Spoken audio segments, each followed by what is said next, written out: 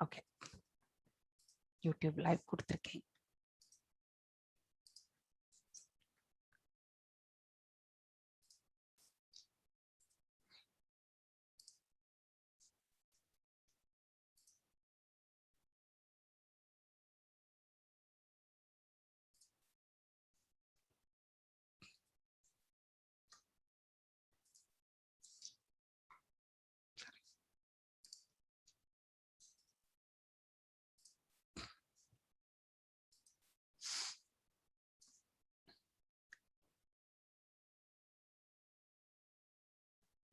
நம்ம இன்னைக்கு செகண்ட் ஸ்லோகம். அதுக்கு போறதுக்கு முன்னாடி கொஞ்சம் இன்ட்ரோடக்ஷன் பண்ணணும் நம்ம.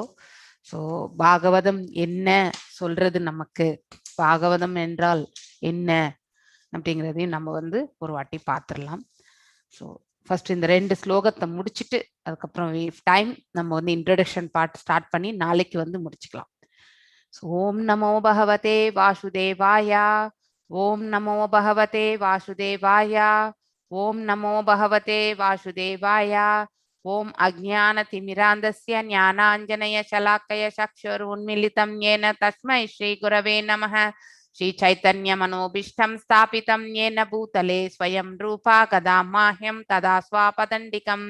हे कृष्णा करुण सिन्धु दीनबन्धो जगत्पते गोपेशा गोपिका कान्त राधा कान्त नमस्तुते. तप्त काञ्चन गौरंगी राधे वृंदावनेश्वरी वृषभानुसुते देवी प्रणमामि हरिप्रिये.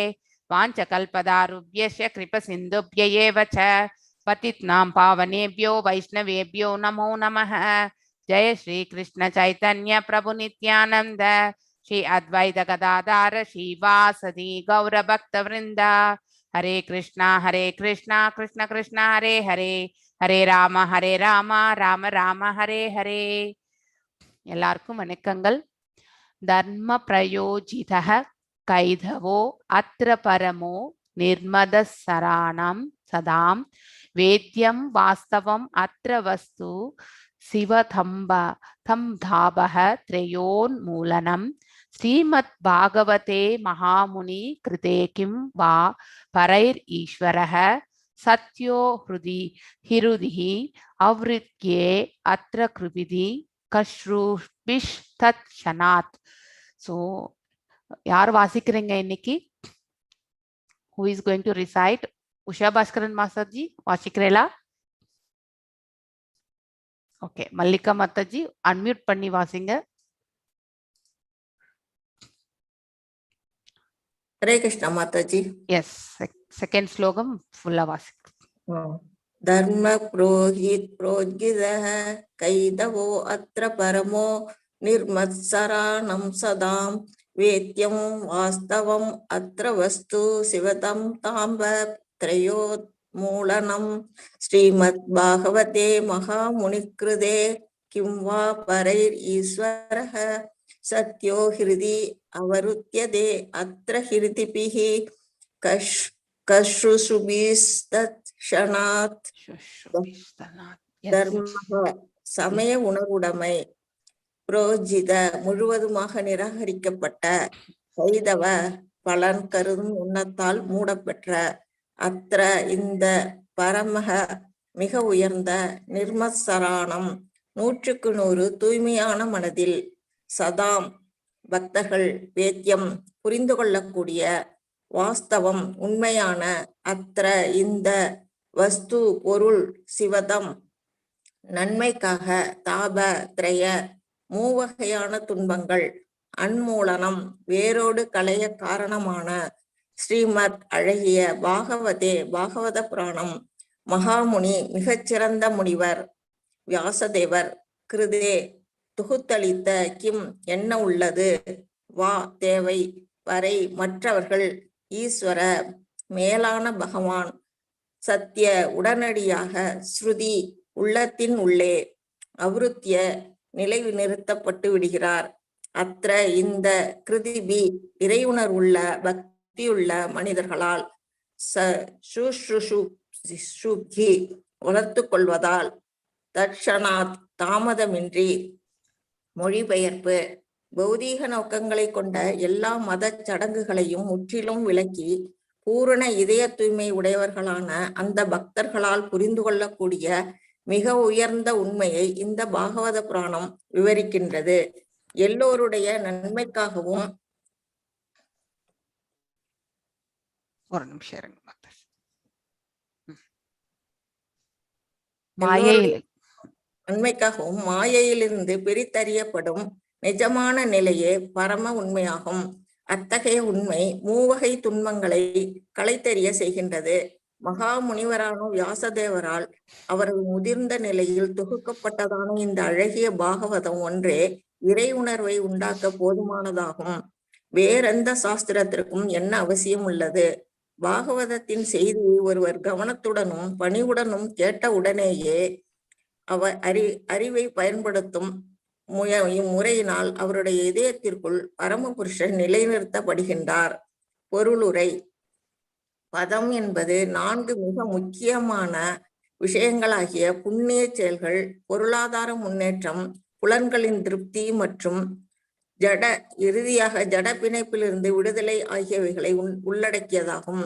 மதப்பற்றற்ற வாழ்வு ஒரு அநாகரிகமான நிலையாகும். உண்மையில் எப்போது மதம் துவங்குகிறதோ அப்போதுதான் மனித வாழ்வும் துவங்குகின்றது. உண்ணுதல், உறங்குதல், பயப்படுதல் மற்றும் உடலுறவு கொள்ளுதல் ஆகியவை மிருக வாழ்வின் 4 அடிப்படை கொள்கைகளாகும். இவையெல்லாம் மிருகங்களுக்கும் மனிதர்களுக்கும் பொதுவானவையாகும். ஆனால் மதம் மனிதனுக்கென உள்ள தனிப்பட்ட கடமையாகும். மதமற்ற மனித வாழ்வு மிருக வாழ்வை விட மேலானது அல்ல. ஆகவே தன்னுணர்வை நோக்கமாக கொண்டவையும் பகவானுடனான மனிதனின் நித்திய உறவை உணர்த்தக்கூடியதுமான ஒரு சில மதங்கள் மனித சமூகங்களிடையே உள்ளன. தாழ்ந்த நிலையில் உள்ள மனித நாகரிகங்களில் ஜட இயற்கையை அடக்கியாளும் போட்டி எப்போதுமே இருந்து வருகிறது. அதாவது புலன்களை திருப்தி செய்வதற்காக தொடர்ந்து போட்டி இருந்து வருகிறது. இத்தகைய உணர்வால் உந்தப்படும் மனிதன் மதத்தை நோக்கி திரும்புகிறான். இவ்வாறாக அவன் பௌதீக லாபத்தை பெறுவதற்காக புண்ணிய செயல் அல்லது சமய கடமையை செய்கின்றான். ஆனால் இத்தகைய பௌதீக லாபங்கள் வேறு வழிகளில் அடையப்படக்கூடுமானால் இம்மாதிரியான மதம் உதாசீனப்படுத்தப்படுகின்றது. இதுதான் நவீன நாகரிகத்தில் உள்ள சூழ்நிலையாகும். மனிதன் பொருளாதாரத்தில் முன்னேறி வருகிறான்.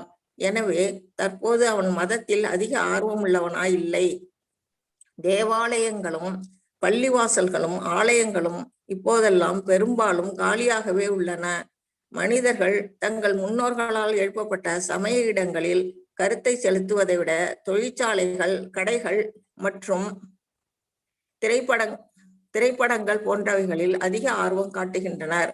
மதம் பொருளாதார லாபத்துக்காகவே மேற்கொள்ளப்படுகிறது என்பதை இது உண்மையாக நிரூபிக்கிறது.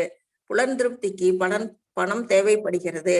ஒருவன் புலனின்ப வேட்கையில் அடிக்கடி தோல்வியுறும் போது அவன் முக்தியடையும் வழியை பின்பற்றி பரமபுருஷரோடு ஒன்றாவதற்கு முயல்கிறான்.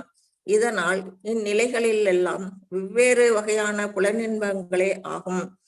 வேதங்களில் மேலே குறிப்பிட்ட 4 செயல்களும் ஒழுங்கான முறையில் நியமிக்கப்பட்டுள்ளதால் மிதமெஞ்சிய புலனின்ப போட்டி ஏற்படாது. ஆனால் ஸ்ரீமத் பாகவதம் இவ்வெல்லா புலனின்ப செயல்களுக்கும் அப்பாற்பட்டதாகும். இது போட்டிக்குரிய புலனின்பத்திற்கு அப்பாற்பட்ட பகவானின் தூய பக்தர்களால் மட்டுமே புரிந்து கொள்ளக்கூடியதான தூய்மையுள்ள உன்னத இலக்கியமாகும். பௌதீக உலகில் மிருகத்துக்கு இடையிலும் மனிதனுக்கு இடையிலும் சமுதாயத்துக்கு இடையிலும் தேசத்துக்கு இடையிலும் தீவிரமான போட்டி நிகழ்ந்து கொண்டிருக்கிறது. ஆனால் பகவானின் பக்தர்கள் அத்தகைய போட்டிகளை கடந்து மேலே சென்று விடுகின்றனர். நித்தியமும் ஆனந்தமும் கொண்ட வாழ்வு இருக்கும் இடமான பரமபுருஷரிடம் திரும்பி செல்லும் பாதையில் அவர்கள் இருப்பதால் பௌதீகவாதிகளுடன் அவர்கள் போட்டியிடுவதில்லை. இத்தகைய ஆன்மீகிகள் தற்பெருமை இல்லாதவர்களும் இதய தூய்மை உடையவர்களும் ஆவர். ஜட உலகில் ஒவ்வொருவனும் மற்றவரிடம் பொறாமை கொண்டவனாக இருக்கிறான். இதனால் போட்டி ஏற்படுகின்றது. ஆனால் பகவானின் ஆன்மீக பக்தர்கள் ஜட பொறாமையிலிருந்து விடுபட்டவர்கள் மட்டுமல்லாமல் பிற நலத்தில் அக்கறை கொண்டவர்களாகவும் உள்ளனர். மேலும் பகவானை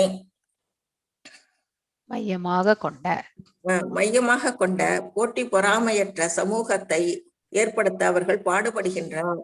ஆனால் தற்போதைய பொது உடைமைவாதிகளின் போட்டியற்ற சமூகத்தை பற்றிய எண்ணம் செயற்கையானதாகும். ஏனெனில் பொதுவுடைமைவாத தேசத்தில் சர்வாதிகாரி பதவிக்கு போட்டி இருக்கின்றது. வேத கண்ணோட்டத்திலோ அல்லது பொதுவான மனித செயல்களின் கண்ணோட்டத்திலோ பார்த்தால் ஜட வாழ்வுக்கு அடிப்படையாக இருப்பது புலன் இன்பமே என்பது தெளிவாகும். வேதங்களில் 3 வழிகள் குறிப்பிடப்பட்டுள்ளன. ஒன்று, பலநோக்கு செயல்களால் உயர் கிரகங்களுக்கு ஏற்றம் பெறுவது. அடுத்தது, சிறு தெய்வ வழிபாட்டால் தேவலோகங்களுக்கு ஏற்றம் பெறுவது. மற்றது, பரபிரம்மத்தையும் அவரது அருவ நிலையையும் உணர்ந்து அவருடன் இரண்டர கலப்பது. பரபிரம்மத்தின் அருவநிலை உயர்ந்ததல்ல. அருவநிலைக்கு மேல் பரமாத்மா நிலையுள்ளது. அதற்கும் மேலாக பரபிரம்மம் அல்லது பகவானின் குறிப்பிடத்தக்க தோற்றம் இருக்கிறது. அவரது குறிப்பிடத்தக்க தோற்றத்தில் உள்ள பரபிரம்மத்தை பற்றிய தகவல்களை ஸ்ரீமத் பாகவதம் வழங்குகிறது. இது அருவவாத இலக்கியங்களையும் வேதங்களின் ஞான காண்ட பிரிவையும் விட மேலானதாகும். இது கர்மகாண்ட பிரிவையும் உபாசனா காண்ட பிரிவையும் விட இன்னும் மேலானதாகும். ஏனெனில் பரமபுருஷ பகவானாகிய ஸ்ரீ கிருஷ்ணரின் வழிபாட்டை இது சிபாரிசு செய்கின்றது. கர்மகாண்டத்திலும் அதன் அதிக புலனின்பம் தரும் ஸ்வர்கலோகங்களை அடைவதற்கான போட்டி உள்ளது. மேலும் இத்தகைய போட்டி ஞான காண்டத்திலும் உபாசனா காண்டத்திலும் கூட உள்ளது. எல்லா பிரிவுகளுக்கும்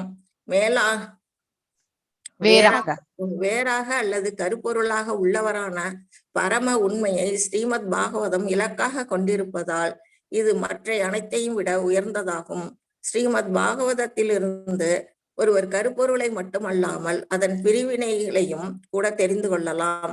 கருப்பொருளாக இருப்பவர் பரபிரம்மாவான பரம புருஷர் ஆவார். மற்ற எல்லா தோற்றங்களும் அவருக்கு சம்பந்தமுள்ள சக்தியின் வடிவங்களே ஆகும். எதுவும் கருப்பொருளிலிருந்து வேறானது அல்ல. ஆனால் அதே சமயம் சக்திகள் கருப்பொருளிலிருந்து வேறுபட்டும் உள்ளன. இக்கருத்து முரணானது அல்ல.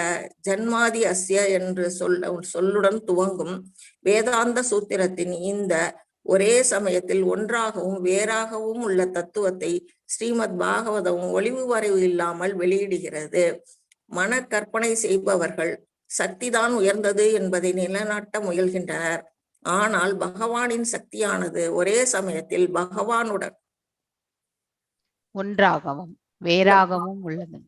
அப்பாஜி ஒரு நிமிஷம் மாறிடுச்சு எனக்கு. ஓகே.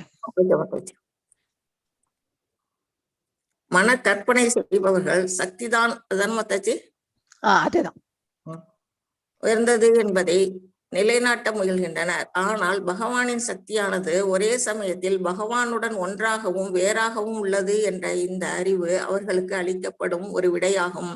இந்த அறிவை உண்மையாக புரிந்து கொண்டால் அத்தகைய அத்வைத கொள்கையும் துவைத கொள்கையும் குறைவுடையவை என்பதை ஒருவரால் காண முடியும். ஒரே சமயத்தில் ஒன்றானதும் வேறானதும் என்ற இக்கருத்தை அடிப்படையாக கொண்டுள்ள உன்னத உணர்வை வளர்ப்பதால் அது ஒருவரை மூவகை துன்பங்களிலிருந்து விடுபட்ட நிலைக்கு உடனே அழைத்து செல்கின்றது.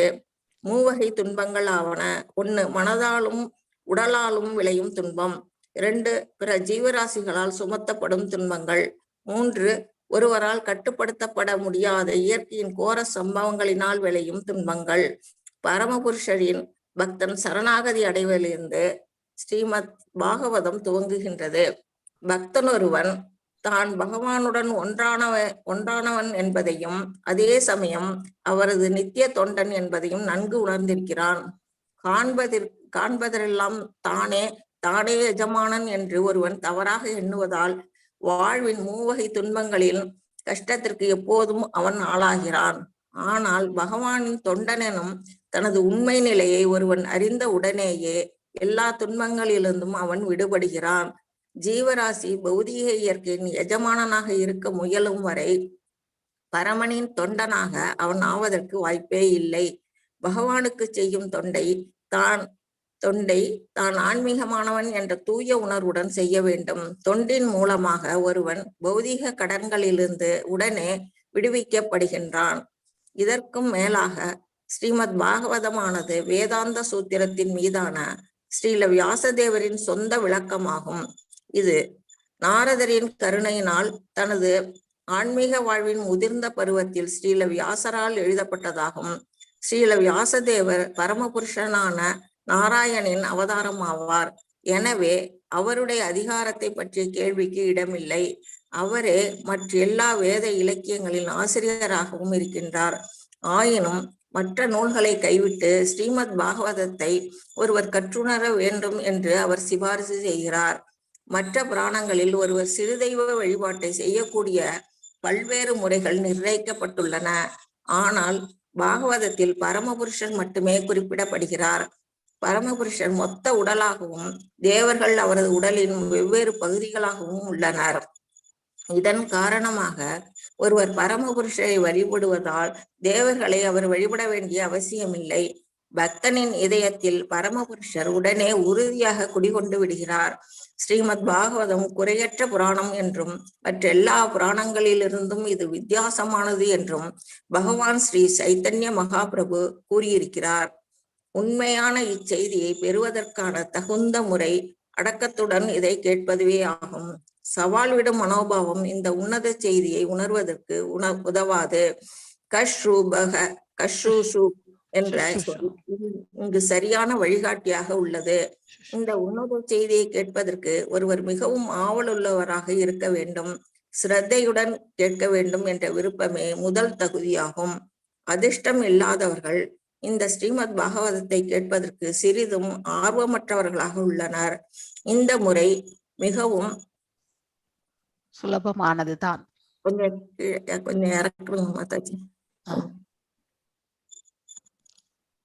இங்க நான் என்னுடைய ஆரோ மார்க் பாருங்க. சுலபமானதுதான், ஆனால் இதை சுலபமானது ஆகும், ஆனால் இதை பிரயோகிப்பதுதான் சிரமம். அதிர்ஷ்டமற்றவர்களுக்கு பயனற்ற சமூக மற்றும் அரசியல் சம்பந்தமான உரையாடல்களை கேட்பதற்கு போதுமான நேரம் உண்டு.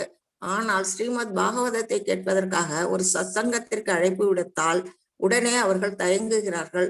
சில சமயங்களில் வருவாய்க்காக பாகவதம் சொல்கிறவர்கள் கர்ம இலக்கியமோ என்று பொருள்படும் வகையில் அதற்கு அர்த்தம் கற்பிக்கின்றனர். ஸ்ரீமத் பாகவதம் ஆரம்பத்திலிருந்து கேட்கப்பட வேண்டியதாகும். இவ்விலக்கியத்தை கிரகிக்கக்கூடிய திறமை பெற்றவர்களை பற்றி இவ்ஸ்லோகத்தில் குறிப்பிடப்பட்டுள்ளது. ஒருவர் பல புண்ணிய கர்மங்களுக்கு பிறகு ஸ்ரீமத் பாகவதத்தை கேட்பதற்கு தகுதியுள்ளவர் ஆகின்றார். ஸ்ரீமத் பாகவதத்தை கேட்பதனால் ஒருவர் உடனே பரமபுருஷரை உணர முடியும் என்று மகாமுனிவரான வியாசதேவர் உறுதிமொழி கூறுகிறார். வேதங்களில் விதிக்கப்பட்டுள்ள தன்னுணர்வின் வெவ்வேறு படிவங்களை பின்பற்ற வேண்டியதில்லை. இந்த செய்தியை ஏற்றுக்கொள்ள சம்மதிப்பதாலேயே ஒருவர் உடனே பரமஹம்சரின் நிலைக்கு உயர்த்தப்பட்டு விடுவார். ஹரே கிருஷ்ணா மாதாஜி. ஹரே கிருஷ்ணா. சோ இன்னைக்கு நாம இந்த செகண்ட் ஸ்லோகம் பாக்குறோம். நம்ம இந்த செகண்ட் ஸ்லோகம் என்ன சொல்றது அப்படின்னாக்கா, பௌதீக நோக்கங்களை கொண்ட எல்லா மத சடங்குகளையும் முற்றிலும் விலக்கி, அதாவது நாம செய்யக்கூடிய எந்த ஒரு செயலுமே, அதாவது இந்த பௌதீக இயற்கையில பாத்தீங்கன்னாக்கா அந்த பௌதீக லாபத்திற்காக இருக்கக்கூடிய சடங்குகளை நாம கண்டிப்பாக முற்றிலுமாக விலக்க வேண்டும். சோ அதுல நம்ம ஆன்மீக லாபத்தை பற்றி தான் நம்ம என்னைக்குமே யோசிக்கணும். இதனால என்ன, நம்ம ஸ்பிரிச்சுவல் லைஃப்ல எப்படி நம்ம முன்னேற முடியும், நம்ம செய்யக்கூடிய காரியம் பாத்தீங்கன்னாக்கா தர்மம் கலந்ததா, அதாவது நமக்குன்னு விதிக்கப்பட்ட கடமையா, இது பகவானுடைய கைங்கரியமா அப்படிங்கிற அந்த யோசனை நமக்கு கண்டிப்பாக வர வேண்டும். நம்ம ஒவ்வொரு செயலும் எடுத்துக்கொள்ளும் பொழுது, ஃபார் எக்ஸாம்பிள் நம்ம வீட்லயும் செய்யலாம், நம்ம பிள்ளைகளை கண்டிக்கலாம்.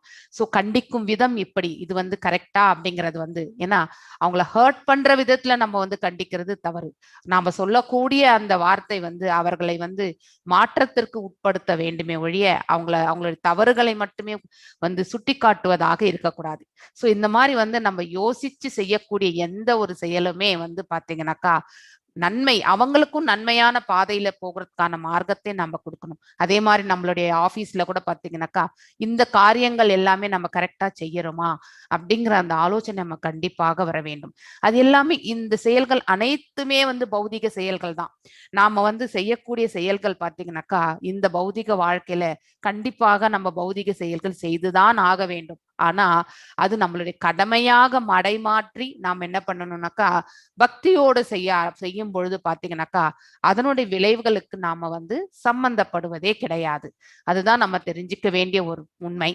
பௌதிக நோக்கங்களை கொண்ட எல்லா மத சடங்குகளை, மதம் என்றாலே என்ன, ஆக்சுவலி ரிலிஜன் என்றாலே என்னன்னாக்கா நம்ம வந்து தர்மம் என்றுதான் படிச்சிருக்கோம் நம்ம, இல்லையா? பகவத்கீதையில religion means dharma, dharma means one's own prescribed duties அப்படிங்கிறத வந்து நாம கிளியரா படிச்சிருக்கோம். பூரண இதய தூய்மை உடையவர்களாக அந்த பக்தர்கள் புரிந்து கொள்ளக்கூடிய மிக உயர்ந்த உண்மையை இந்த பாகவத புராணம் விளக்குகிறது. நமக்கு வந்து பாத்தீங்கன்னாக்கா இந்த பாகவதமே வந்து பாத்தீங்கன்னா முழுமையாக நம்ம வாழ்க்கையில நம்ம வந்து எப்படி நம்ம வந்து எடுத்துட்டு போகணும், ஸோ நம்மளுடைய முன்னேற்றம், அதாவது இந்த ஆன்மீக வழியில வந்து நம்ம எப்படி முன்னேற முடியும், இங்க இருக்கக்கூடிய 3 விதமான கஷ்டங்கள், நம்ம வந்து ஆத்தியாத்மிகம், ஆதி தெய்வீகம், ஆதி பௌத்திகம், இது நம்ம படிச்சிருப்போம் இல்லையா? சோ இந்த உடலுக்கும் ஆன்மாவுக்கும் இடையிலே நடக்கக்கூடிய அந்த போராட்டம், அதுதான் வந்து பாத்தீங்கன்னாக்கா கடினமான ஒருவரால், அதாவது பாத்தீங்கன்னாக்கா மனதாலும் உடலாலும் விளையும் துன்பம். மனம் என்பது இங்க ஆத்மாவை வந்து குறிக்கின்றது. அதுதான் வந்து ஆத்தியாத்மம் என்று நம்ம வந்து சொல்கின்றோம். இந்த உடல், இந்த சரீரத்துக்குள்ளேயும் சரி, அது இந்த சரீரத்துக்கும் அந்த ஆன்மாவுக்கும் சம்பந்தம் படுகின்ற அந்த அதற்கிடையிலான நடக்கக்கூடிய இந்த போராட்டங்கள். சோ மனம் ஒன்று நினைக்கும், உடல் ஒன்று செயல்படும் இல்லையா? சோ அதனால விளையக்கூடிய கடினமான சூழல்கள், அது ஆத்தியாத்மிகம் அப்படின்று நம்ம முன்னாடியே படிச்சிருக்கோம். ஆதி பௌத்திகம், அதாவது பாத்தீங்கன்னாக்கா நம்மள சுற்றி இருக்கக்கூடிய என்விரான்மெண்ட், நேச்சுரல் கெலாமிட்டிஸ் எதுவா இருந்தாலும், நம்ம பக்கத்து வீட்டுக்காருக்கும் நமக்கும் நடக்கக்கூடிய மனஸ்தாபங்கள் எதுவா இருந்தாலுமே, இது எல்லாமே வந்து பாத்தீங்கன்னாக்கா ஆதி பௌத்திகம் அப்படிங்கிறதையும் நம்ம படிச்சிருக்கோம். ஆதி தெய்வீகம் வந்து பாத்தீங்கன்னாக்கா நம்ம, அதாவது பகவானுடைய விராட் ரூபத்துல பாத்தீங்கன்னாக்கா அனைத்து தேவர்களுமே பாத்தீங்கன்னாக்கா இருக்காங்க. சோ அவங்களும் நம்மள, இந்த ஜீவாத்மாவும் பாத்தீங்கன்னாக்கா அந்த தேவர்களோட நம்ம வந்து பாத்தீங்கன்னாக்கா எஸ்டாப்ளிஷ் பண்ணக்கூடிய, சோ எல்லாருமே வந்து பரமபுருஷ பகவானையே எடுத்த உடனே வணங்கக்கூடிய அந்த மார்க்கம் வந்து கிடைப்பது கிடையாது. அட்லீஸ்ட் பிற தேவர்களை நம்ம பற்பல ஜென்மங்கள்ல நம்ம அவங்கள வணங்கிதான் அதுக்கப்புறம் தான் வந்து பகவானை சேவிக்கக்கூடிய மார்க்கம் நமக்கு கிடைக்கின்றது அப்படிங்கறத வந்து பகவத்கீதையிலும் நம்ம படிச்சிருக்கோம் இல்லையா? சோ அதேதான் நம்ம இங்க பார்க்கின்றோம். பிற ஜீவராசிகளால் சுமத்தப்படும் துன்பங்கள், அது வந்து பாத்தீங்கன்னாக்கா ஆதி பௌத்திகம். ஒருவரால் கட்டுப்படுத்த, நம்மளால வந்து நேச்சரை வந்து கட்டுப்படுத்த முடியுமா? இயற்கை வந்து பகவானுடைய சொரூபம். அவரை நாம அவர்களுடைய கட்டுக்குள் இருக்கிற மொழியை இயற்கை நாம வந்து கட்டுப்படுத்த முடியாது. சோ அந்த சீற்றங்கள் எல்லாமே பாத்தீங்கன்னாக்கா இயற்கையின் கோர சம்பவங்களால் விளையும் துன்பங்கள். ஃபார் எக்ஸாம்பிள், இப்ப கொரோனா மறுபடியும் வந்து பாத்தீங்கன்னாக்கா it has come back. So இன்னும் கேசஸ் எல்லாம் இப்போ இன்க்ரீஸ் ஆகிட்டே இருக்கு. ஸோ இது எல்லாமே இயற்கையினுடைய சீற்றங்கள். இது எல்லாமே நம்ம வந்து பாத்தீங்கன்னாக்கா எங்கேயோ நாம வந்து நேச்சருக்கு அகெயின்ஸ்டா போயிருக்கிறதுனாலதான் இந்த nature is also reversing back to us. So நாம வந்து என்ன செய்யறோமோ இயற்கைக்கு, நம்ம வந்து பாதகத்தை என்ன விளைவிக்கின்றோமோ அந்த சொரூபமும் பகவானுடைய சொரூபம் இல்லையா? சோ இந்த விராட் சொரூபமே அனைத்து அண்டங்கள் எல்லாமே அவர் மேலதான் இருக்கின்றது என்பதை நம்ம படித்திருக்கோம். அதுதான் வந்து ஆதி தெய்வீகம். சோ இந்த 3 விதமான துன்பங்கள் பற்றி தான் நாம இங்க பேசுகின்றோம். எல்லோருடைய நன்மைக்காகவும் மாயையிலிருந்து பிரித்தறியப்படும் நிஜமான நிலையே பரம உண்மையாகும். சோ இந்த லைன் வந்து ரொம்ப உன்னதமான ஒரு லைன். ஆக்சுவலி மாயையில் தான் நாம் எல்லாருமே கட்டுண்டிருக்கின்றோம் இல்லையா? இந்த மாயையிலிருந்து நாம கண்டிப்பாக நிஜம் எது, பிம்பம் எது அப்படிங்கறத வந்து தெரிஞ்சுக்கணும். எப்படி நம்ம வந்து பகவத்கீதையில 15th சாப்டர்ல பாத்தீங்கன்னாக்கா புருஷோத்தம யோகத்துல வந்து ஆலமரத்தினுடைய உண்மையான ஆலமரத்தினுடைய பிம்பம் தான் இந்த பௌதிக இயற்கையில இருக்கின்றது. அதனுடைய ஆணிவேர் எங்கே தொடங்குகின்றது என்பது அறியாது, எங்கே தொடங்கி எங்கே முடிகின்றது என்பது நமக்கு தெரியாது என்றதை படிச்சிருக்கோம் நம்ம. சோ இந்த மாயையிலிருந்து நாம கண்டிப்பாக நிஜம் எது என்பதை நம்ம பிரிக்கணும். நிஜம் என்பது பாத்தீங்கன்னாக்கா நம்ம ஆன்மீகத்தை பற்றி குறிப்பதுதான் உண்மை. ஆக்சுவலி இந்த பௌதீகம் என்பது பாத்தீங்கன்னாக்கா மாயை. சோ இந்த மாயையை நம்ம வந்து பாத்தீங்கன்னாக்கா விளக்கி அதை வந்து அந்த திரையை நாம வந்து விளக்கணும். சோ உண்மை, அத்தகைய உண்மை மூவகை துன்பங்களை கலைந்தெறிய செய்கின்றது. அதாவது ஒருவர் வந்து இந்த நிஜம், அதாவது உண்மை எது, அதுக்கப்புறம் பிம்பம் எது அப்படிங்கிற அந்த டிஃபரன்சியேஷன் வரக்கூடிய அந்த மனப்பக்குவத்துக்கு வருகின்றார்கள் என்றால் ஆத்தியாத்மகத்தினால் வரக்கூடிய துன்பங்களை அவர்களால் எதிர்கொள்ள முடியும். ஆதி பௌதிகத்தினால் வரக்கூடிய துன்பங்களை அவர்களால் சகித்து கொள்ள முடியும். ஆதி தெய்வீகம் அந்த அந்த துன்பங்களையும் பார்த்தீங்கன்னாக்கா அவங்களால வந்து அக்செப்ட் பண்ணிட்டு போகக்கூடிய அந்த மனப்பக்குவமும் வரும். ஸோ பேசிக்கலி நம்ம மனதை வந்து ஒருநிலைப்படுத்துவதற்கு இந்த நிலைகள் எல்லாமே நமக்கு வந்து உபயோகம் ஆகின்றது. மகா முனிவரான வியாசதேவரால் தொடங்கப்பட்டதான இந்த அழகிய பாகவதம் ஒன்றே இறை உணர்வை உண்டாக்க போதுமானதாகும். ஸோ பாகவதம் ஒன்னை வந்து படிச்சாலே நமக்கு வந்து பக்தி வந்து தானாகவே வந்து சேரும் அப்படிங்கிறதுதான் நம்ம வியாசதேவருடைய கூற்று. ஆக்சுவலி வேற எந்த சாஸ்திரத்துக்கும் என்ன அவசியம், இதுக்கு மேற்பட்ட சாஸ்திரம் என்ன இருக்கின்றது? பாகவதத்தின் செய்தியை ஒருவர் கவனத்துடனும் பணிவுடனும் கேட்டவுடனே எப்படி கேட்க வேண்டும்? அக்கறையோட, அதாவது பாத்தீங்கன்னாக்கா சீரியஸா இருக்கணும். நம்ம வந்து அதுல வந்து பாத்தீங்கன்னாக்கா சின்சியாரிட்டி இருக்கணும். பாகவதம் கேட்பதற்கு சீரியஸ் அண்ட் சின்சியாரிட்டி ரெண்டுமே தேவை. ஸோ கவனத்தோடவும் பணிவுடனும் இருக்கணும். பணிவு வந்து சின்சியாரிட்டியால தானா வந்துடும். ஆக்சுவலி செய்தியை ஒருவர் கவனத்துடனும் பணிவுடனும் அறிவை பண்படுத்தும் இம்முறையினால் அவருடைய இதயத்துக்குள் பரமபுருஷர் நிலை நிறுத்தப்படுகின்றார். ஸோ நாம பக்தியோடும் ஸ்ரத்தையோடும் வந்து பாகவதத்தை கேட்டால் பகவானே நம்ம இருதயத்துல வந்து பாத்தீங்கன்னாக்கா நிலை பெற்று விடுகின்றார் அப்படிங்கறதுதான் இந்த செகண்ட் ஸ்லோகத்தினுடைய மீனிங். ஸோ மதம் என்பது 4 முக்கியமான விஷயங்களாகும். ஸோ மதம் என்பது என்னன்னாக்கா தர்மம் என்று தெரியும். தர்மம் எந்த 4 கூற்றுக்களை கூறுகின்றது இங்கே அப்படிங்கிறத பார்க்கலாம். புண்ணிய செயல்கள், ஸோ அதாவது ஒருவருக்கு விதிக்கப்பட்ட கடமைகள்ல இந்த 4ம் வருகின்றது. புண்ணிய செயல்கள், ஸோ நாம செய்யக்கூடிய காரியங்கள் எல்லாமே வந்து பயஸ் ஆக்டிவிட்டின்னு சொல்லுவாங்க இங்கிலீஷ்ல. தர்மமான காரியங்கள், புண்ணியமான காரியங்கள், அது வந்து ஃபர்ஸ்ட். பொருளாதார முன்னேற்றம், ஸோ ஒருவருடைய பொருளாதார முன்னேற்றம் பாத்தீங்கன்னாக்கா அந்த கண்ட்ரினுடைய முன்னேற்றத்திலயுமே அடங்கியிருக்கு. ஒவ்வொருத்தரும் தங்களுடைய பொருளாதார முன்னேற்றத்தை பற்றி முன்னேறி செல்லும் பொழுது அது பௌதீக சம்பந்தப்பட்ட செயல்கள் இல்லையா? சோ பொருளாதார முன்னேற்றம் மற்றும் புலன்களின் திருப்தி, இது ரெண்டுமே பௌதீக சம்பந்தப்பட்ட செயல்கள். ஆனா இந்த ரெண்டுத்தையுமே வந்து பாத்தீங்கன்னாக்கா நம்ம தர்மமாக எடுத்துக்கொண்டு போகும் பொழுது அதுலயும் நம்ம வந்து பாத்தீங்கன்னாக்கா அந்த மதத்தினுடைய கோட்பாடுகளை நாம வந்து அனுஷ்டிப்பதாக வந்து விடுகின்றது. சோ பொருளாதார முன்னேற்றம் எப்படி என்னக்கா நாம ஒருத்தரே மட்டும் முன்னேறணும்னு நினைக்க கூடாது. எல்லாருமே வந்து முன்னேறதுக்கான மார்க்கம். ஃபார் எக்ஸாம்பிள் நாம ஒரு பிசினஸ் பண்றோம், அந்த பிசினஸ்ல வந்து பாத்தீங்கன்னாக்கா அநியாயமாக சம்பாதிக்க கூடாது. நியாயமாக ஒரு 25% நம்ம 20% லாபம் வச்சு சம்பாதிப்பது என்பது தட் இஸ் தர்மம் ஆக்சுவலி. சோ அதாவது வேத சாஸ்திரங்கள் பிரகாரம் எதுவுமே வந்து நாம செய்யக்கூடிய எல்லாமே பௌதிக செயல்கள் தான் நாம இங்க செய்யறது இல்லையா? நம்ம பிறந்து வளர்ந்து திருமணம், பிள்ளைகள், அவங்கள வந்து நம்ம நல்ல நிலையில வந்து எடுத்துட்டு போகிறது, இது எல்லாமே வந்து இந்த பௌதிக இயற்கையில பகவான் நமக்கு கொடுத்திருக்கக்கூடிய காரியங்கள் தான்.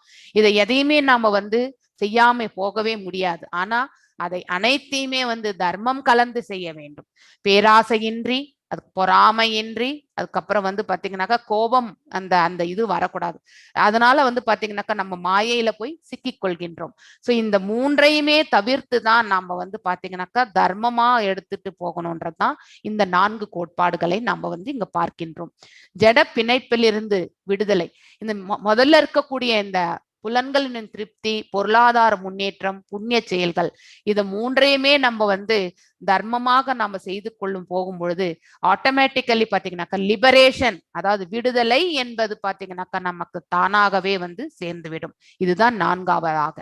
சோ மதப்பற்றற்ற வாழ்வு ஒரு அநாகரிக நிலையாகும். இந்த மேல சொன்ன இந்த 4மே வந்து சரியான வழியில நாம செய்யாம போனோம்னு வச்சுக்கோங்களேன், நம்ம வாழ்வதே வந்து அன்சிவிலைஸ்டு வே தான். அதாவது பாத்தீங்கன்னாக்கா நாகரிகமற்ற வாழ்க்கை தான் நம்ம வாழ்ந்துட்டு இருக்கோம். அது மூல காரணமே என்னன்னாக்கா இதை புரிந்து கொள்ள முடியாத அந்த அறிவு நமக்கு இருப்பதால் தான், அறியாமையில் நாம வந்து மூழ்கி இருப்பதனாலதான் நம்ம வந்து மதம் என்பது என்னன்னாக்கா ஒருத்தருக்கு ஒருத்தர் சண்டை போட்டுக்கிறது கிடையாது. கிறிஸ்டியன், முஸ்லிம், ஹிந்து அப்படின்னு சண்டை போட்டுக்கிறது வந்து மதம் கிடையாது. மதம் என்றாலே irrespective ஆஃப் எனி, அதாவது இந்த மாதிரி பிரிவுகளே எங்கேயும் பகவான் கொடுக்கல, எல்லாம் மேன்மேடு திங்ஸ் தான் வந்தது. ஸோ அப்படி இருக்கும் பொழுது மதமுடைய உண்மையான இது என்னன்னாக்கா ஃபர்ஸ்ட் புண்ணிய காரியங்களை பற்றி நம்ம செய்யணும். அதுக்கப்புறம் வந்து இந்த பௌதிக இயற்கையில நாம சர்வை ஆகிறதும் தர்மமான முறையில நாம வந்து வாழ்க்கையை நடத்தி செல்லணும். அதே மாதிரி பாத்தீங்கன்னாக்கா புலன்களின் திருப்தி கூட பாத்தீங்கன்னாக்கா தர்மமான முறையில் இருக்க வேண்டுமே ஒழிய நம்மளுடைய சுயபுலன் திருப்திக்காகவே நம்மளுடைய செயல்கள் செய்யக்கூடாது. ஃபார் எக்ஸாம்பிள் பிரம்மச்சரியம் அப்படின்ற நம்ம கடைபிடிக்கும் பொழுது அந்த 25 வரைக்குமே செலிபசி என்பது அது பாத்துக்கனாக்கா இல்லிசிட் ரிலேஷன்ஷிப்ல நம்ம கண்டிப்பாக ஈடுபடக்கூடாது என்பது அதை வந்து கண்டிப்பாக ஃபாலோ பண்ணணும். That comes under the dharma. Next கிரகஸ்தன் என்பது பாத்தீங்கன்னாக்கா ஹஸ்பண்ட் அண்ட் ஒய்ஃப் ரிலேஷன்ஷிப் ஒருத்தருக்கு ஒருத்தர் ட்ரஸ்ட் வர்த்தியா கடைசி வரைக்கும் எடுத்துட்டு போகணும். அதுதான் வந்து மத கோட்பாடுல கொடுத்திருக்கக்கூடிய விதி. நெக்ஸ்ட் பாத்தீங்கன்னாக்கா வனப்பிரஸ்தன் என்னும் போகும்பொழுது 95% ஆஃப் த திங்ஸ் வந்து பாத்தீங்கன்னாக்கா பக்தியில நம்மள நிலைநிறுத்தி கொள்ளணும். ஸோ அப்போ வந்து புலனின்ப விஷயங்கள் எல்லாத்தையுமே வந்து பாத்தீங்கன்னாக்கா தூரமாக விலக்கி வைக்கணும். ஸோ அந்த மாதிரி கோட்பாடுகள் எல்லாமே நம்ம அந்த சிஸ்டம்ல ஃபாலோ பண்ணணும். அதுதான் ஆசிரம சிஸ்டம். நெக்ஸ்ட் சந்நியாசம் என்பது எல்லாத்தையுமே விடுக்கக்கூடிய அந்த நிலை. ஸோ இந்த மாதிரி நிலைகள் வந்து பாத்தீங்கன்னாக்கா மத கோட்பாடுகள் பிரகாரம் நாம ஃபாலோ பண்ணோம்னு வச்சுக்கோங்க, ஆட்டோமேட்டிக்கலி இந்த சொசைட்டி வந்து பாத்தீங்கன்னாக்கா அவங்க எந்த ரூபத்துல வேண்டுமானாலும் பகவானை சேவிக்கலாம். ஆனா அந்த சமுதாயமே வந்து பாத்தீங்கன்னாக்கா முன்னேற்றமான பாதைக்கு செல்கின்றது. சோ ஆட்டோமேட்டிக்கலி அவன் இந்த வாழ்விலே வந்து பாத்தீங்கன்னாக்கா விடுதலை அடைந்த ஆத்மாவாகவே அவன் வாழ்கின்றான். மேலும் இந்த வாழ்வு நிலை முடிந்த பிறகு பகவான் இருக்கக்கூடிய ஸ்தலத்திற்கும் செல்கின்றான். இந்த 4 வரியை நம்ம கரெக்டா புரிஞ்சின்றாலே இந்த செகண்ட் ஸ்லோகத்தினுடைய மீனிங் ஃபுல்லா நமக்கு வந்துடுறது ஆக்சுவலி. சோ உண்ணுதல் உறங்குதல், சோ இது எல்லாமே பாத்தீங்கன்னாக்கா மிருக வாழ்க்கைக்கும் நமக்கும் மனித வாழ்க்கைக்கும் காமனான விஷயங்கள் தான் இது. ஆனா அதையும் மீறி இதை எப்படி ஹவு டு அப்ளை, அதுதான் ரொம்ப முக்கியமே. அங்கதான் நம்ம டிஃபரன்ஸ் கண்டுபிடிக்கணும். மிருகத்துக்கு அந்த அறிவு கிடையாது, ஆனா நமக்கு இருக்கு இல்லையா? எங்கே எப்படி அப்படின்றது வந்து நம்ம யோசிச்சு செய்ய வேண்டிய உண்ணுதல் சாப்பிடுறதே எடுத்துக்கோங்க, எதை சாப்பிடணும் எதை சாப்பிடக்கூடாது அந்த டிஃபரன்சியேஷன் நம்ம கண்டிப்பா தெரிஞ்சு. உறங்குதல் எவ்வாறு, எத்தனை மணி நேரம் நம்ம தூங்கணும், எத்தனை மணி நேரம் தூங்க கூடாது. ஏன்னா நிறைய பேர் பாத்தீங்கன்னாக்கா வெரி லாங் ஹவர்ஸ் தூக்கம் இல்லையா, ரொம்ப லேட்டா படுத்துப்பாங்க, ஹோல் டேவும் தூங்குவாங்க. இந்த மாதிரியான அதாவது நிறைய தூங்குறது, சில பேர் தூங்கவே மாட்டாங்க. ஸோ அந்த மாதிரியான நிலைகள் எல்லாமே வந்து இருக்கக்கூடாது. எல்லாமே பேலன்ஸ்டு, மிதமாக எடுத்துக்கொண்டு போகக்கூடிய அந்த மனப்பக்குவம் நமக்கு வரணும். ஸோ அதுதான் மதத்தினுடைய உண்மையான கோட்பாடுகள். ஸோ இது நம்ம வந்து இந்த நெறிமுறைகளை நாம வந்து புரிந்து கொள்வதே கிடையாது. மதமற்ற மனித வாழ்வு மிருக வாழ்வை விட பாத்தீங்கன்னாக்கா மோசமானதுதான். மிருகத்துக்கு கூட இருக்கு. ஏன்னா மிருகங்கள் they are not gone against nature. இயற்கைக்கு மாறாக வேற எல்லா ஜீவராசிகளுமே பாத்தீங்கன்னாக்கா எல்லாருமே அந்த இயற்கையோட தான் ஒன்றி இருக்காங்க. ஆனா நாம தான் வந்து பாத்தீங்கன்னாக்கா மனிதன் மட்டும்தான் வந்து சேஞ்சஸ் அப்ளை, அதாவது பாத்தீங்கன்னாக்கா நாம எப்படி வாழணும்ன்றது அந்த விதியிலிருந்தே நம்ம மாறி வந்திருக்கோம். இப்ப மிருகம் என்றால் மாமிசத்தை தான் சாப்பிடும், அது அதற்குன்னு உரித்தான உணவு அது. ஆனா நாம அப்படி கிடையாது. சோ அதே மாதிரி பாத்தீங்கன்னாக்கா மிருகத்திற்கு சிந்திக்கக்கூடிய அந்த தன்மை கிடையாது. சோ இப்போ மரம் செடி கொடி கூட பாத்தீங்கன்னாக்கா இங்க நின்னுதான் ஆகணும்ன்ற அந்த இது இருக்கும் பொழுது அதற்கு மாற்றம் எதுவுமே கிடையாது. ஆனா நாம அப்படி கிடையாது. we are going always against the nature actually. அதனால்தான் நாம வந்து இந்த ஆதி பௌதிகத்திலையும் ஆதி தெய்வீகத்திலையும் மாட்டிண்டு கஷ்டப்பட்டுட்டே இருக்கும். எதனால நாம இங்க கஷ்டப்படுகின்றோம் சிரமப்படுகின்றோம் என்ற ஆலோசனையே நமக்கு இருப்பதே கிடையாது. சோ இந்த பௌதிக லாபத்தை, இதனுடைய நோக்கமே என்னன்னாக்கா நம்மளுடைய சுயலாபம் தான் நம்ம செய்யக்கூடியது. ஃபார் எக்ஸாம்பிள் ஒரு ஃபேக்டரி நம்ம இன்ஸ்டால் பண்றோம்னாக்கா அதனால வரக்கூடிய கழிவுகளை வந்து பாத்தீங்கன்னாக்கா சுத்திகரித்து இந்த என்விரான்மெண்ட்டுக்கு நம்ம வந்து எந்த ப்ராப்ளமும் கொடுக்க கூடாதுன்ற அந்த முறையில எடுத்துட்டு போகிறது வந்து that is the right process. ஆனா இப்ப நம்ம எத்தனை பேர் அதை ஃபாலோ பண்றோம், எத்தனை பேர் அதை வந்து அக்செப்ட் பண்றோம்? இதனால நம்ம எல்லாமே இந்த இயற்கையை வந்து அழிச்சுட்டு தான் இருக்கும். அதனாலதான் நம்ம அதுக்கு திருப்பி நமக்கே அது ரிவர்ஸ் வந்துட்டே இருக்கு. So whatever we are sowing here we are harvesting. அதனாலதான் நம்ம வந்து இந்த தர்மங்களை வந்து நம்ம கண்டிப்பாக ஒருத்தருமே வந்து ஃபாலோ பண்ணோம். எத்தனை பேர் கோயிலுக்கு போறாங்க, எத்தனை பேர் தேவாலயங்களுக்கு போறாங்க, எத்தனை பேர் பள்ளிவாசலுக்கு போறாங்க, இது எல்லாமே வந்து பாத்தீங்கன்னாக்கா irrespective of any religion நாம கோயிலுக்கு போறதை எதுக்குன்னாக்கா அந்த சுத்தமான இடத்துல போய் மனசை வந்து சுத்திகரிச்சு, அதாவது பாத்தீங்கன்னாக்கா ஆத்ம சுத்தி பெறுவதற்கு தான் நம்ம கோயிலுக்கே போறோம். ஆனா அந்த கோயிலுக்கு போறதையே வந்து இப்ப வந்து நம்ம வந்து சில பேர் ஃபேஷனபிளா வச்சிருக்காங்க, சில பேர் கோயில் பக்கமே திரும்புறது கிடையாது. அந்த மாதிரி ஒரு நிலைகள் இப்ப இருக்கக்கூடிய கலிகாலத்துல மாறிடுது. அதை விட நம்மளுடைய ரெக்ரியேஷன் அதாவது பாத்தீங்கன்னாக்கா டிவி இந்த மாதிரி இதுலதான் நம்ம வந்து நம்மள நாம ஈடுபடுத்தி கொள்கின்றோம். திரைப்படங்கள், அதுக்கப்புறம் பார்த்தீங்கன்னா தொழிற்சாலைகள், கடமைகள். பாத்தீங்கன்னாக்கா 24 மணி நேரத்துல 16 மணி நேரம் வேலை செய்யறவங்க கூட இருக்காங்க. 16 hours ஒர்க் பண்றவங்கன்னா அவ்வளோ ஓடி ஓடி உழைக்கிறோம் நம்ம. அதான் at the cost of our health. So ஆனா உண்மையிலே நமக்கு அவ்வளவு தேவையா? தேவையில்லை. ஸோ நம்ம வந்து ஆப்டிமமா நம்மளால சாப்பிடக்கூடியது ஒரு 3 இட்லி 4 இட்லி தான் இல்லையா? அதுக்கு மேல நம்ம சாப்பிட முடியாது. ஆனா நாம சம்பாதிக்கக்கூடிய அந்த டைம் ஸ்பெண்ட் பண்றதை பார்த்தா ஒரு 20 இட்லி சாப்பிட்ற சைஸ்க்கு தான் நம்ம வந்து நம்மளுடைய டைம் வந்து அங்க ஸ்பெண்ட் பண்றோம். ஸோ அந்த தேவைக்கு அதிகமான அந்த பொருள் சேர்ப்பு, ஸோ அடுத்த நம்ம 10 தலைமுறைக்கு நம்ம வந்து பொருள் சேர்த்து வைக்கணும். இதெல்லாம் வந்து நன்மையே கிடையாது. ஆக்சுவலி நம்ம வந்து அந்த டைமை பாதி, அதாவது டெடிகேட்டடா வந்து இவ்வளவு சம்பாதிச்சா போறோம், நம்ம இவ்வளவு டைம் பக்தியில நம்ம ஈடுபடுத்தி கொள்ளணும், அந்த பிளான்டு சிஸ்டம் வந்து நம்ம எடுத்துட்டு போனோம்னு வச்சுக்கோங்களேன், வாழ்க்கையில வந்து பாத்தீங்கன்னாக்கா முன்னேற்றம் என்பது நமக்கு தானாகவே வந்து சேரும். அது ரொம்ப முக்கியமான ஒன்று ஆக்சுவலி. ஸோ இங்க பாத்தீங்கன்னாக்கா வேதங்களில் மேலே குறிப்பிட்ட 4 செயல்கள் ஒழுங்கான முறையில் நியமிக்கப்பட்டுள்ளதால் மிதமிஞ்சிய புலனின்ப போட்டி ஏற்படுகின்றது இல்லையா? அதாவது இங்க கொடுத்திருக்கிறது இந்த 4 செயல்கள்ல வந்து அதனுடைய உள் நோக்கம் என்னன்னே புரிந்துக்கிறது கிடையாது. பொருளாதார முன்னேற்றம், எக்கனாமிக் டெவலப்மெண்ட்னாக்கா அட் எனி காஸ்ட் நம்ம வந்து எக்கனாமிக் டெவலப்மெண்ட் பண்ணணும், அவ்வளவுதான். அதனுடைய இன்டென்ஷனே நமக்கு தெரியாது. ஸோ நான் வந்து 10 ரூபா போட்டேன் 20 ரூபாய் எடுக்கணும், 100 ரூபாய் போட்டேன் இன்னும் 200 ரூபாய் எடுக்கணும், தட்ஸ் இட். அதனுடைய உள்நோக்கம் என்ன அப்படிங்கறத புரிந்து கொள்ளாமலே செய்யறது. புலன்களின் திருப்தி, அதாவது பாத்தீங்கன்னாக்கா நம்ம எங்கேயோ போயிட்டு என்ஜாய் பண்ணிட்டு வர்றது, அதாவது அதுல வந்து இன்டென்ஷன் தெரிஞ்சுக்கணும். நம்ம வந்து as we have to enjoy, மிதமான ஒரு இது இருக்கணும். ஆனா நம்ம வந்து எல்லாத்தையுமே வந்து ரெக்ரியேஷன் மோட்லயே நம்ம வந்து எடுத்துட்டு போறோம் நம்ம. ஸோ அதாவது இன்டாக்சிகேஷன் இந்த மாதிரி செயல்கள் எல்லாமே நம்ம ஈடுபடுத்தி நம்மள நாமளே பாத்தீங்கன்னாக்கா கீழ்நிலைக்கு தள்ளிக்கொள்ளு, அதை அறியாமை என்னும் அந்த இதுல வந்து நம்ம தள்ளிண்டே போறோம் நம்மள. ஸோ இந்த 4 விதமான ரெகுலேஷன்ஸ் வந்து பாத்தீங்கன்னாக்கா கேம்பிளிங், இன்டாக்சிகேஷன், இது எல்லாமே நம்மள வந்து நம்ம வாழ்க்கையினுடைய அழிவு பாதைக்கு தான் எடுத்து செல்லும். அந்த மாதிரியான நிலைகள் வந்து செய்யக்கூடாது. ஸோ உண்மையான அந்த பொருளாதார முன்னேற்றமும் சரி, நம்மளுடைய புலனின்ப விஷயங்களும் சரி நெறிமுறைப்படுத்தப்பட வேண்டும். அது ரொம்ப முக்கியமான ஒன்று. அதனால்தான் நம்ம ஸ்ரீமத் பாகவதம் இவெல்லாம் புலனின்ப செயல்களுக்கு அப்பாற்பட்டதாகும். பாகவதம் வந்து அதற்கெல்லாம் மேற்பட்டு ஒருத்தருடைய மனது வந்து அதாவது சமநோக்கோட செல்லக்கூடிய அந்த பக்குவ நிலைக்கு வரணும்னாக்கா பக்தியில போனா மட்டும்தான் வரும்.